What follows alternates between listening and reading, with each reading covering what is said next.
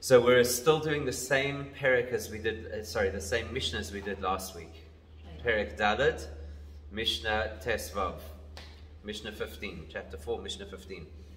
And as we discovered last week, it's a very deep and very powerful Mishnah, which discusses, firstly, very deep philosophical issues, and secondly, as we'll discover today, an incredibly mystical message.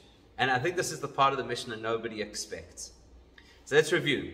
The Mishnah had two people. One was Rabbi Yanai and one was Rabbi Masya ben Chorosh. Rabbi Yanai addresses the first part of the Mishnah, where he says, that we don't have access, in our understanding, we don't have access to the tranquility of those who are wicked, and not even to understand the punishment or the suffering. Suffering is a better word, it doesn't say punishment, Yisurin is suffering of those who are righteous. And then Rabbi Masya ben Chorosh says two things that seem to be completely unrelated. He says, Havei maktim b'shloim kol adam. You should always be the first to greet every person. And then he says, V'havei zonov la'royos v'al tehi roish lashu'olim. That you should be rather the tail of lions than the head of foxes. So last week we spent quite a bit of time talking about what Rabbi Yanai said. That we don't really get it. We don't really understand, what's going on over here. How come it is that bad people seem to do so well and good people seem to battle along? We spoke about this in quite a lot of detail, and the conclusion we arrived at last week was that it's not about what you get, it's about the relationship you have. If you want to be in Egypt, if that's where you want to live in the dumpster, okay, so then there are things that are free, but it's not a good or healthy place to be, okay? So the measurement is not purely a measurement of, do you have what you need or don't you have what you need? Are things easy or are things difficult? And perhaps to put it into a different set of terminology, what we learned last week is that the goal in Judaism is not assets, but relationship. And I think it's an incredibly profound thought, because if you look at our history, and you look at the great people of our history, many of those people had very serious challenges in their lives. People had health challenges, and they had family challenges. Many of them were on the run. I mean, I think of the Rambam as a great example of this, because the Rambam's life, if he were to have lived in the 21st century, we'd all send him for therapy. Because look at the Rambam's life. When he was young, teenagehood, his whole family had to flee because they were under threat. So he was a refugee. Now, as one issue in a person's life, that's already enough.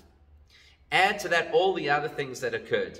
He lost his father, he lost his brother. His brother was the breadwinner for the whole family. The way that the Rambam was able to write all of his works was because his brother supported him. He had to run away again.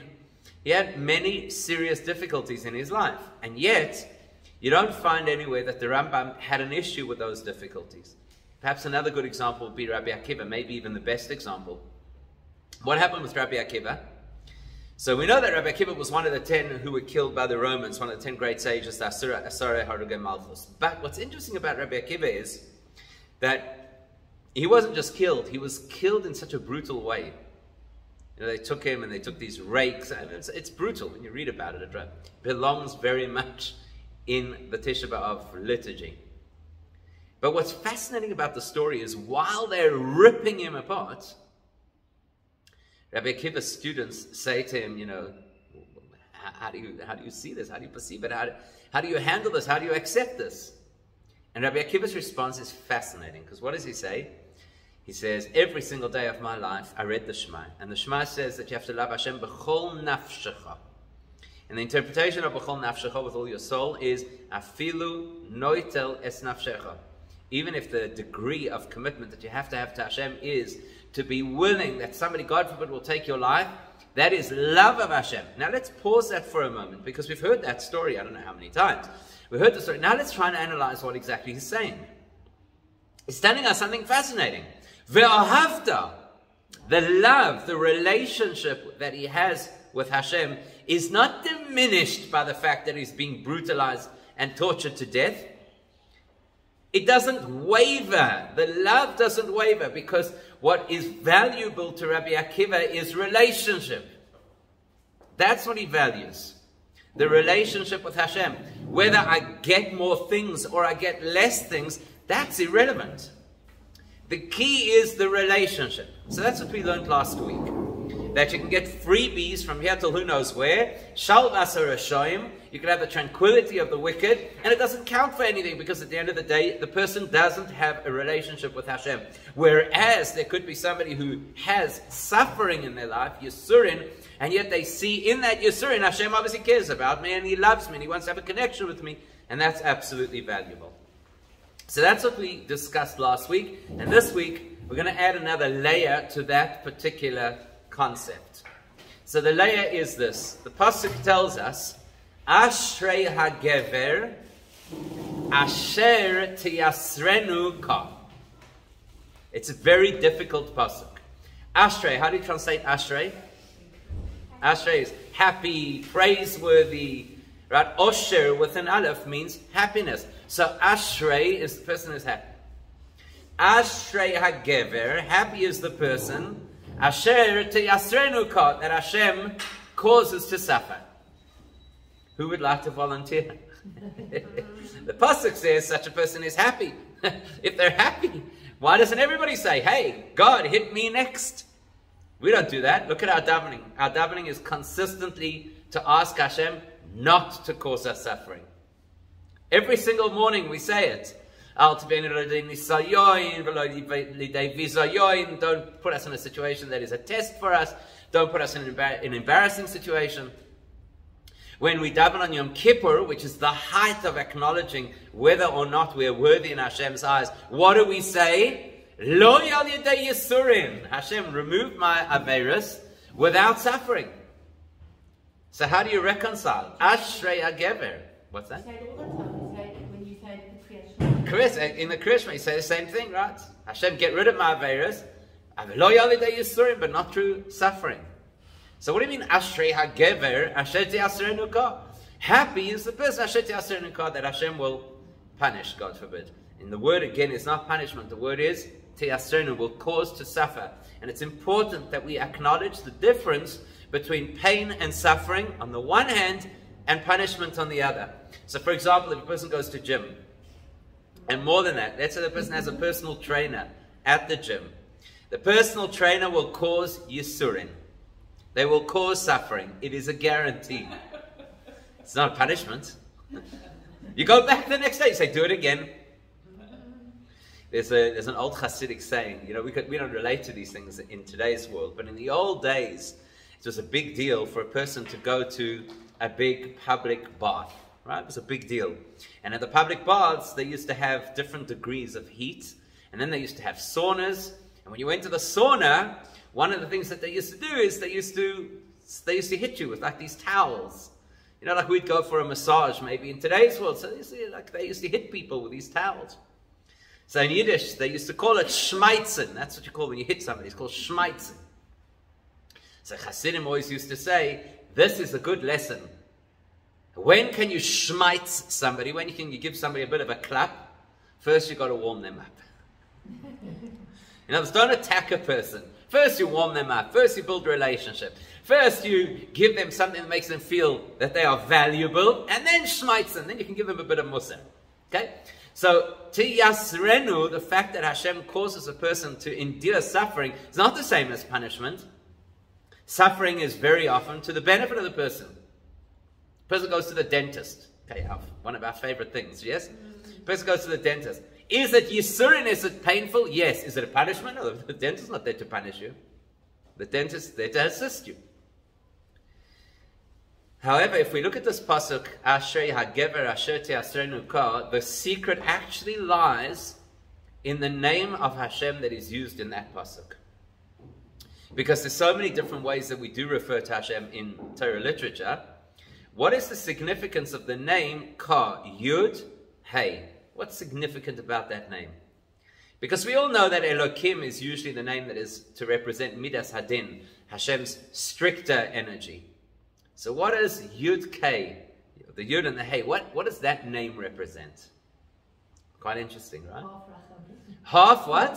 Half Rachamim. Because Yud Kei Vav Kei is Rachamim. Okay, which half? Let's go down that track. Which half? The first half, right? The first half. Okay, so let's understand. One of the magnificent things about Torah and about the Torah language, which of course is what we call Hebrew, but should correctly call Lashon HaKodesh, the holy tongue. What's one of the incredible things about it is that the actual shape and appearance of the letters tells a story. So the fact that Hashem's ultimate name is spelled with a Yud followed by a Hey, and then a Vav followed by a Hey, is descriptive of the energy represented by that name. In other words, if we had to examine those 4 letters, we'd understand something very powerful about how Hashem engages with his world. So visualize for a second. When you visualize the letter Yud, how would you describe the letter Yud? Tiny. That's what you need. Tiny. It is the smallest of all the letters. In fact, in Kabbalistic teachings, in the Zohar, etc., it is called Nekuda, which is effectively a dot. And if you've ever watched a sofer write, a mezuzah, a Torah, whatever, have you ever watched? Every letter starts as a Yud, and then it develops into the specific detail of whatever letter it's supposed to be. That's the interesting script of the Torah, is that every letter starts off as a Yud. So therefore, you could say that Yud represents not only something that is small, but much more importantly, something that is the seed of potential that could develop into something else. That's what the letter Yud represents. But it's not so small. It's got so much meaning. It's got a tremendous amount of meaning, and that's the greatness. You see, we live in a world where the bigger something is, the more relevant it is. And in the world of spirituality, sometimes the smaller something is, the more relevant it is. And you know what's interesting about living as we do in the modern world? The modern world now understands that. What is the most significant part of the human being? DNA. The smallest part. Because that is what contains the code of the entire human being. Fascinating, right? So that's the Yud. The Yud of the DNA. Your DNA. Your DNA. You thought your DNA. So the letter Yud represents the pristine encapsulation of all the potential energy that Hashem would later release into the world. And when I say the world, I don't mean the physical universe, but the entire multiverse that includes all of the spiritual realms as well. Now, if that's what a Yud is, if a Yud represents that seed of potential, what can you see when you look at a Hey? If you're visualizing a Yud as the atom, as the core, the nucleus of the atom, what is Hey? It's the house. Good. Okay? So in other words, what does that mean? So exactly, expansion and growth. Now you know what's fascinating about a Hey that most people don't chap about a Hey because we're only capable of looking at letters in a two-dimensional way. Look at a Hey. It's got a horizontal bar at the top. So that represents width. It's got a vertical bar to the right. That represents, what would you call it? Depth, going down.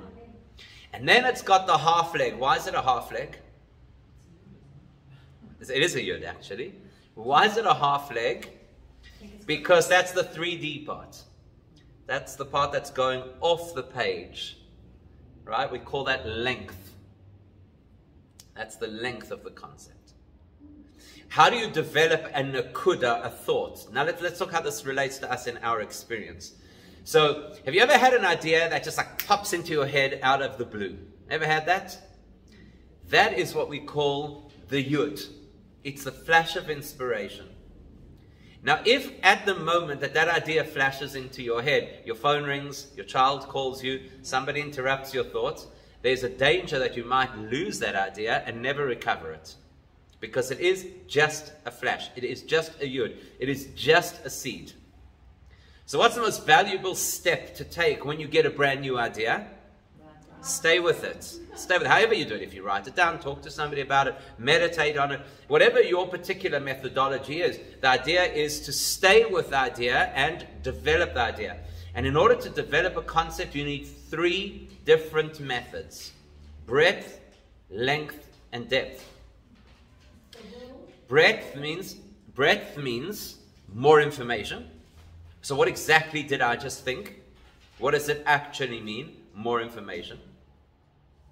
Depth means to understand the relevance of that information.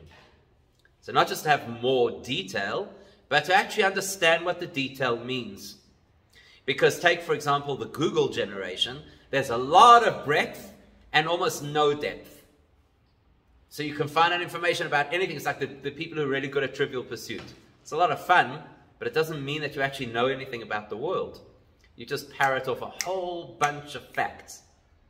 So depth is when a person truly understands at least some of those facts. That's length. Length is when you bring it down to a point of personal relevance.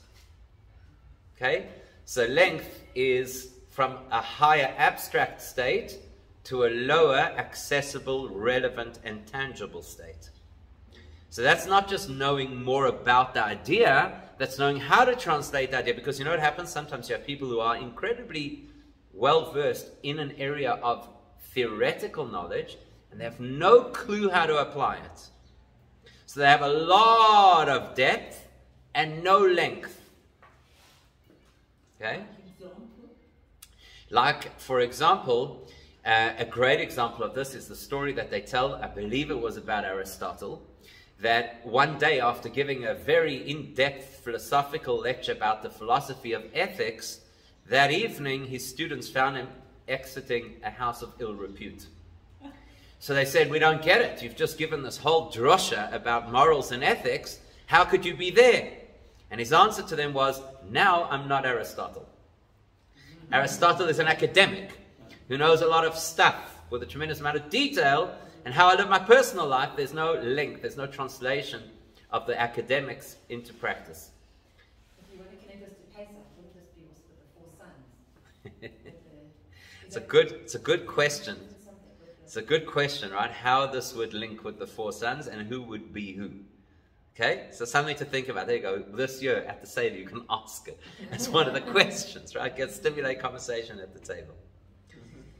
So now in the process of creation, Hashem first generates a kernel, a nucleus of energy of creation represented by the Yud. Could we relate to that? Of course not. We can't relate to something that's undeveloped. If I had to put here in front of us 6 different seeds, would you know which is which? Yeah. Which one's going to turn into this tree or that tree? We wouldn't know, right? We don't relate well to things. I mean, obviously, if you're into agriculture, you'd understand these things. But we don't relate well to things that are undeveloped and we don't see. So the first energy that Hashem puts into the world is a Yud, and then he develops it into a Hay. Which is what? The Hay is primarily the development of the spiritual energy. It is not yet relevant to our reality. That's why it has to be followed by a Vav. What is a Vav? Only one direction, length. It's only downwards. How do you write a Vav? You take a Yud, and then you extend it downwards. So the letter Vav represents the translation of the spiritual potential into the reality of our existence. And then there's another Hey, which means then Hashem plays out the details of our existence. So in the name Yud Kei Vav Kei, in addition to the fact that it's the name that represents divine mercy, so that's what I'm about to do. So in the name Yud Kei Vav Kei, you've got the whole map, the template of how creation works. Creation begins with a Yud, a spark of divine undeveloped energy. That is followed by a Hey, which is developed spiritual energy that is still intangible and unrelatable for us. Therefore, Hashem now uses a Vav to draw down all of that theoretical spiritual energy into a tangible reality that we could identify. And then he expands that out into a Hey, which is the details of how our physical reality works. Which means The name Yud K represents the divine energy we cannot relate to. And the letters Vav K represent the divine reality that is now relatable to us. Okay? Now, let's put it this way. As a parent dealing with a child, how much of the time that we deal with our children do we do so at a level they can relate to and appreciate? It's an interesting question. It's an interesting question. Somebody sent me an article yesterday about how I had a horrible mother growing up. That was the article. What was horrible about my mother? A list of a whole lot of things that we could all relate to. Didn't allow me to stay out as late as my friends. Didn't allow me to have sugar during the week. You know, like all that kind of stuff. And the article concludes, thank God for my horrible mother. I hope that I'll be something like her. Why is it a horrible mother? Because the child doesn't relate to much of what we use as our discipline method. Why can't, how many times do children say this? All my friends are doing whatever. You're the only mother who, and if you don't ever get that from your kids, you're doing something wrong. Because at the end of the day, we deal with our children with a lot of, excuse the comparison, Yud-K. I see things you don't see. I know things you don't know. I have experience you don't have. Ashrei ha-child, right? Ashrei ha-yeled, asher tiyasrenu hoirav. Happy is the child whose parents cause them a little bit of discomfort and suffering in their life. Not because the parents are abusive or vindictive, but because they know things that a child is not yet mature enough to understand, like you are not going to do X and Y until you have done whatever you're responsible to do. That for the child feels like suffering. Why? Not because the child suspects you of being bad, but because they can't see what you see. Ashrei hagever asher tiyasrenu yud hey. Happy is the person who recognizes that when they have difficulty in their lives, it's because Hashem is operating in their life from a higher perspective. Okay. Why am I ashrei? Why am I happy? Chas v'shalom. We don't say you should go out there and celebrate, God forbid, when things are bad. But who is ashrei hagever? Who is the person who has happiness even at the time of Yisurim, at the time of suffering? The person who recognizes tiyasrenu yudhei. That all of that suffering is not intended to hurt me. It's Hashem operating at a level I don't begin to understand and relate to. That's why for me it's distressing and uncomfortable. So that's effectively what Rabbi Yanai is telling us. Ein beyadeinu. It's not in our hands. We don't have the insight to appreciate Shalvas HaRashoim, why the bad people seem to be in such a happy place. We don't have the handle to understand the suffering of righteous people. But that's biyodenu. That's exactly the point. In our perspective, we can't understand these things.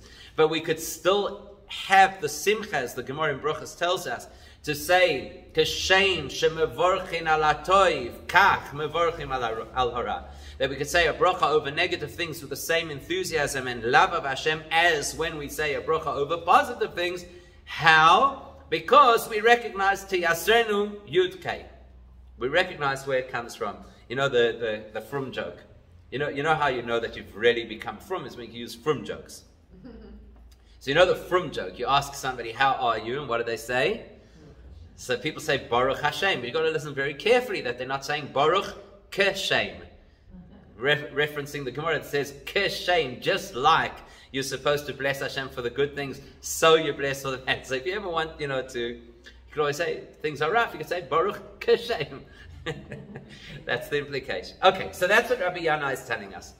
I wanted to round that off because we didn't complete it last week. Now we need to look at Rabbi Masya ben Chorash, who seems to be telling us something that is so simple. Right? It's really simple. Number one, always be the first to greet other people. Very simple principle, maybe not so easy to do, but good to do.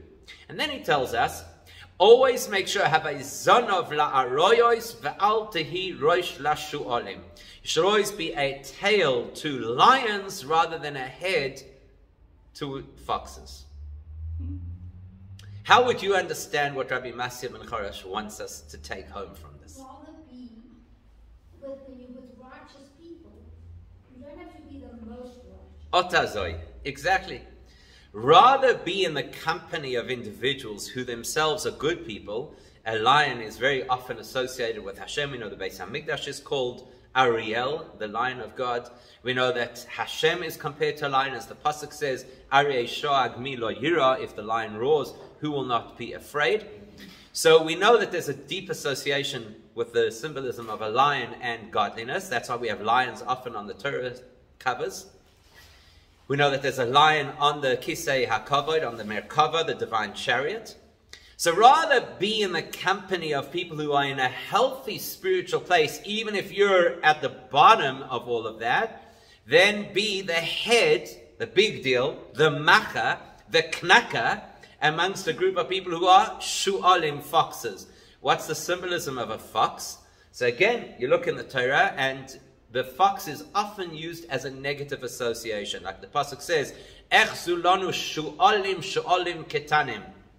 The little foxes have chaptas, which is a reference effectively to the anti-Semites of the world, that they've kind of taken over our space. And as we know very well, the story of Rabbi Akiva and his colleagues when they came to Yerushalayim after the destruction, after the Churban, after the destruction of the Beis HaMikdash, and the first thing that really upset them was to see the fox run out of the Kodesh HaKadoshim, and probably one of the most moving songs associated with the Churban, with the destruction of the Beis HaMikdash, is exactly that. How could it be that the place that was the Holy of Holies, Shu'alim holchu boy, that's where the foxes run free? Why foxes? What's the big deal with foxes? There are a lot of treif animals out there. It's so dangerous. More dangerous than a lion. More dangerous than a wolf, if you want to keep it in that kind of genre, you know. More dangerous than a hyena. Okay, maybe they didn't come down to the Kruger Park. They didn't know about wild dogs. Foxes. Sly. What's sly about a fox? Remember the story of the fox and the fish? Rabbi Akiva uses the metaphor when he wants to describe how important it is to learn Torah. Who's the bad guy in the story? The fox. Again, it's very consistent. The symbol of the fox is very consistent. Why? So, if you come from the Great Britain, you know, what's one of the pastimes of the real British upper class? The bar. The pub is fox hunting. Yeah. What's the big chap about fox hunting? Because it's really difficult. Because most animals, if they're chased, most animals run away from the threat. Foxes run away and then they double back. So that's why it's very difficult to track a fox, because it's an unpredictable direction. So they run and they turn back. That's why, if you remember the story of Shimshon, remember the story with Shimshon, where he felt that the Philistines, the Plishtim, had double-crossed him. So the way he paid them back was to light their fields with flaming, whatever they were, torches that were tied to the tails of foxes. Why? Foxes said, you turned your back on me, you double-crossed me, so therefore I'm going to send those animals that are known for double-crossing, for literally double-crossing, going back where they came from. So the fox represents that which turns its back on what is holy or what is appropriate. So that's the symbolism over here. Rather be in the company of people who are healthy, well-adjusted, holy people, even if that puts you at the bottom of the pile, rather than to be somebody who's a big deal and held in high esteem by individuals who don't really have a sense of values. That's ostensibly his message, and in Pshat, the simplest level of understanding, that's exactly what he's telling us. Now, we've got to try somehow to link the first and the second part of the Mishnah, because it's not accidental that they land up in the same conversation. The first and second part of Rabbi Masya ben Choresh's statements, those flow very nicely, because he's just told us always greet every person first, the implication being even if they're a bad person. So immediately he balances that by saying, but don't let the bad people make you into their hero, now you think that you've achieved something. That we get. What's the link between the first part of the Mishnah about the Shalvas HaRashoyim and Yisurei HaTzadikim, that the righteous suffer and the wicked prosper? How does that link to the second part of the Mishnah, Rabbi Masih ben Choresh? They really could have been put into two separate conversations. Can you just repeat that, please? Which part? That last part when you said greet every person, whether they're good or not good. Correct. So that's the whole point that Rabbi Masih says, that you should greet every person first, regardless of who they are and what their status is. But then you balance that by saying, don't think that now means that their view of you is what you should take into consideration. The fact that you have to be menschlich to somebody else does not necessarily mean that their worldview is now an acceptable worldview. So that's the balance. Okay. You ready? Sorry, go ahead. I think maybe it means that even if you are going to be polite to the company of people who are not really your caliber, standing, it doesn't mean that you are accepting them. Correct. Very important, right? So it's possible to be somebody who is menschlich to other people, and that does not have to equate with accepting their worldview. Exactly right. So, but now we're going to take this to a completely different level. Are you ready to go deep? This is the least likely Mishnah that you would expect to be deeply mystical. Lions and foxes. What's so deeply mystical about this? Well, lion is the Buddha. Okay, and a fox is? Asa. We don't have anybody who specifically is it's a generic, right? A fox is a generic animal that's used to represent those who are not our friends. Okay. So in order to get to understand the deeper layer of what Rabbi Masih ben Choresh is teaching us, we need to go back to understanding how the world that we live in operates. And in order to understand how the world we live in operates, the easiest way for us to understand this is with a metaphor of the human experience.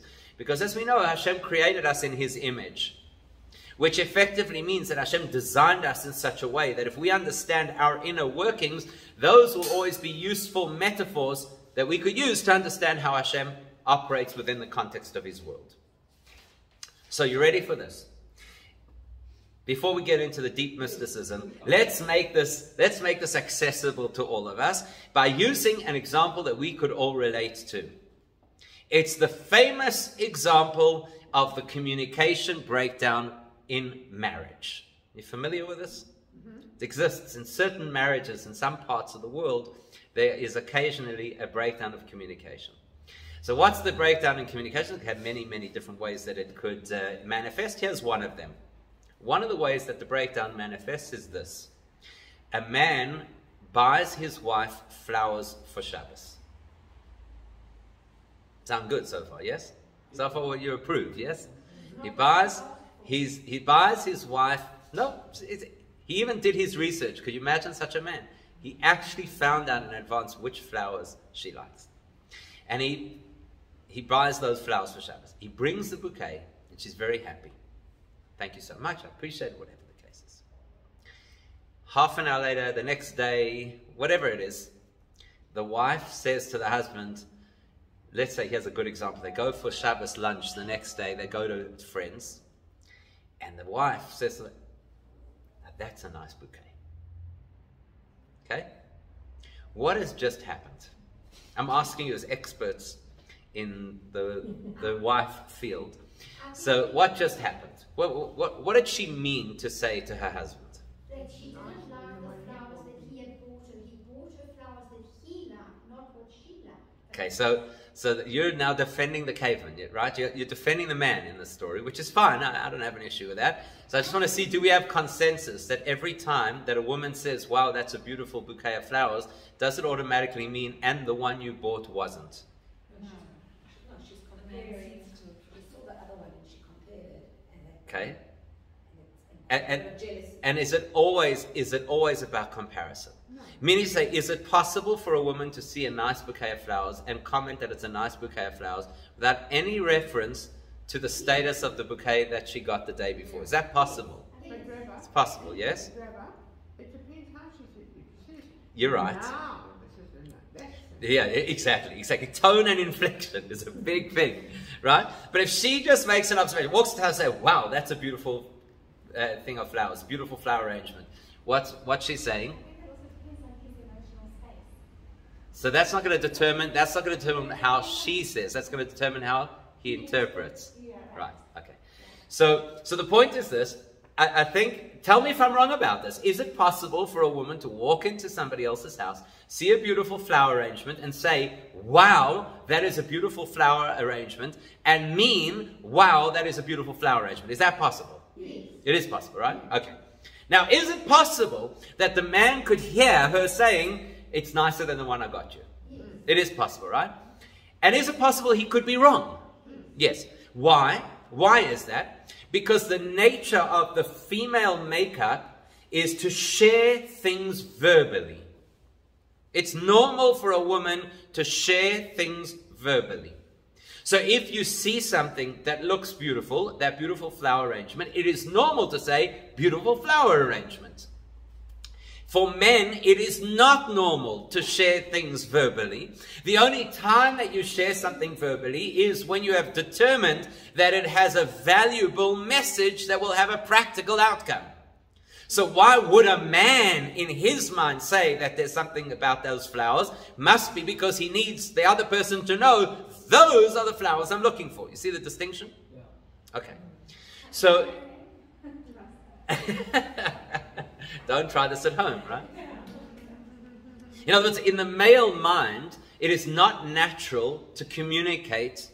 Actually, it's not natural to communicate. Let's stop there. Okay, so it's not natural to communicate. When do men communicate? For practical reasons. That means they would have first mulled it over, determined that it has a practical value, and then shared it. So they assume, the man assumes that's what the woman did. She mulled it over, decided that it has practical relevance to say, this is a nicer arrangement, or not even nicer, this is a nice arrangement. In his mind, she first thought about this and then felt she had to tell me this, which meant she's telling me that it's nicer than one I got. There are a whole bunch of steps of analysis. Meaning to say, to put it slightly differently, one of the ways that women process information is through sharing that information. It's a key way that women process information, and a key way that men process information is by withholding it. And when they feel they've processed it, then they can share it. So in spiritual terms, we call those two dynamics, those two realities, we call them Zeir Anpin and Malchus. Zeir Anpin, which is Zion, Ayin, Yud, Resh, first word. And then it's Aramaic. And then Anpin, Aleph, Nun, Pei, Yud, final Nun. Anpin. Which in Hebrew would translate as the small face. I'm not getting into why that's called the small face. Now it's not for now. So you have Zeir Anpin, which we abbreviate as Zion Aleph, and we just call it colloquially Zah, and Malchus. Zah is the masculine style of divine energy, and Malchus is the feminine style of divine energy. Now, using what we've just described, masculine energy is not easily shared, and Malchus energy, feminine energy, is easily shared. So let me ask you this. Of the two, which is the energy that you think Hashem used to create the world? Zah or Malchus? Masculine or feminine energy? Which one do you think Hashem used to create the world? Feminine energy. How do we know? Because the Torah tells us Hashem spoke. Hashem said, let there be light. Hashem said, let there, whatever. 10 utterances. How did Hashem create the world? Through speaking. Now that we've established that the way that Hashem runs the world is through speaking, let's analyze the experience of speaking for a moment. In order to communicate effectively with somebody else, there are a few key steps that you need to follow. One of the key steps is internal, and one of the key steps is obvious. So the obvious step is you actually talk. That's the obvious part of communication. In order to communicate, talking is not good enough. In other words, even when that's true, you have to listen. In other words, even before the other person talks, you have to listen. That's the internal process of communication. The internal process of communication is to become aware of what the other person can and can't hear, so that you'll know how to communicate with them. For example, if you're speaking to a group of people, let's just say that it was a gathering of claustrophobics anonymous. Okay, so you had a whole lot of people that were claustrophobic. You know this for a fact in the room. Then don't tell a story of when you got stuck in a lift.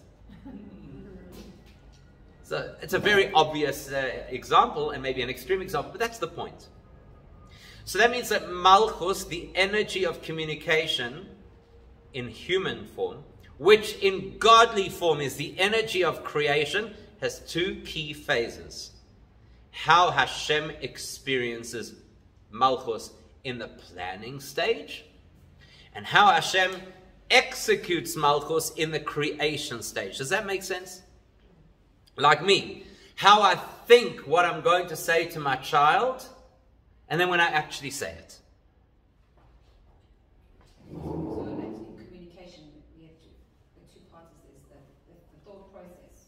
So the thought process is not generic thought process, the thought process of how to communicate. That's the first stage, the internal stage. And then the actual communication is the second external stage. You've got to know your customer. You have to know your But that's customer. with any communication. Absolutely. Absolutely. Because Hashem designed us that we could reflect on ourselves to understand how Hashem runs the world. I think this is valuable information for teachers. And for anybody who has to communicate, which is everybody. It's valuable for parents. It's valuable for the heads of departments in organizations. It's valuable for Rabbanim. It's valuable for everybody, right? And it's one of the key mistakes that people tend to make in every sphere of life is the assumption that the other person can hear what I'm trying to say because it's clear to me. It's a very bad assumption. Okay. So now, you ready for this? When this element called Malchus, i.e. the thought process for communication, plays out internally, we call it the tail end of the entire spiritual process. Much like in the human, before you reach the point of communicating, you will have either thought about what to say or researched. Let's say you're going to give a talk. You do research about the talk. Let's say you have to share something that's very heavy on your heart. You first have to go through the emotional experience. The tail end of the entire internal process is where you get to, how am I going to say this? This happened before. This that I'm going to say happened before. I thought about it before. I researched it before. I felt it before. So in spiritual terms, we talk about 10 different facets of divine expression, which we call the Sephiros. Malchus is the last of the Sephiros. It's the tail of the lion. Yet, if you are the audience, then what you hear from the speaker is the beginning of a journey for you. So the speaker gets up, shares something you never heard before. For you, it sparks a new awareness, which now sends you on a journey of, I want to know more about this. I need to hear, I need to understand, I need to research. That is the head of the fox. In divine terms, the fox. In divine terms, when Hashem says those 10 utterances, that is the head of the process of creation. Creation which does feel independent of Hashem and therefore can sometimes double-cross Hashem. It's the head of the fox. The same Malchus, the same energy, when it's in Hashem's reality is the tail of the lion. When it's in our reality, it's the head of the fox. So now what's Rabbi Masya ben Chorash telling us, and how does it dovetail with what Rabbi Yanai said in the beginning of the Mishnah? Always be the tail of the lion rather than the head of the fox, which means always have a relationship with Hashem, which is based on, let me rather be at the tail end, meaning without all the bells and whistles and benefits and luxuries of this world. But yet it's the tail of the lion. It's an experience of connection and relationship with Hashem, Rather than being the head, the big deal, who has lots of money in the bank and fame and fortune, but very much tied into the world of the foxes. He's actually giving us almost exactly the same message as Rabbi Yanai. Rabbi Yanai says, we don't get to understand why the bad guys do well and the good guys have suffering. Comes along Rabbi Masih ben Choresh and says, it doesn't matter. Rather be the tail who's having a difficult time, but be connected to Hashem's entire spectrum of energy, rather than your whole life starts where Hashem speaks. And that's what you count, that's what you care about, that's what's valuable to you. To live a great, wonderful life of foxes is not the objective of why our neshama came into this world. Rather have little or even nothing, but have connection, than have everything and feel independent. Some people don't realize that. I mean, some people don't realize that. Find me somebody who does. What I'm saying is, telling us exactly what to do, but I mean, Right. the reality is that unfortunately that's not the case. Not at all.